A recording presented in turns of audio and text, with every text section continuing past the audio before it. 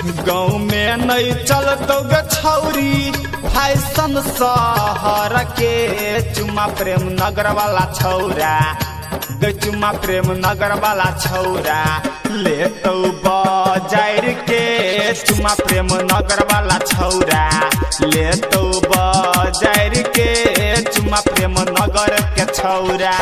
गाँव में नहीं चलतो गे छौरी फैशन शहर के चुमा बर्दी बास के छौरा गे चुमा बर्दी बास के छौरा ले तो बाजार के चुमा प्रेम नगर के छौरा ले तो बाजार के चुमा प्रेम नगर के छौरा।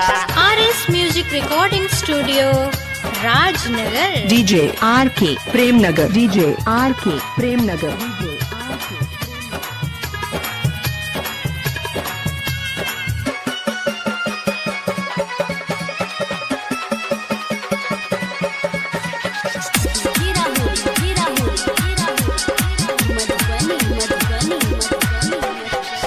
रखई बच्चा के छौरी अपन जवानी गे नहीं तो सुन बढ़ जेतो तोहर परेशानी गे तोहर परेशानी गे।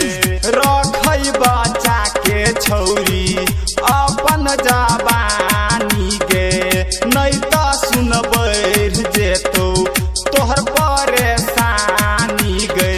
बसल छा सुन गे छौरी बसल छा सुन गे छौरी सबके नजर में चुमा बिजन पूरा के छौरा ले तो बाजार के चुमा बिजन पूरा के छौरा ले तो बाजार के गे चुमा बिजन पूरा के छौरा। RS music recording studio Rajnagar. DJ Rakesh DJ Rakesh DJ Rakesh घर प्रेमनगर प्रेमनगर प्रेमनगर।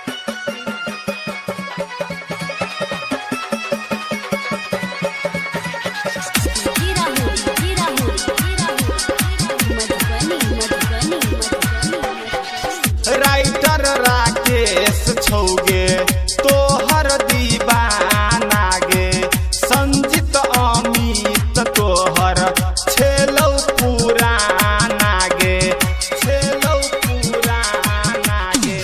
राइटर राकेश छौगे तोहर दीवाना गे संजीत अमित तोहर छेलौ पुराना गे।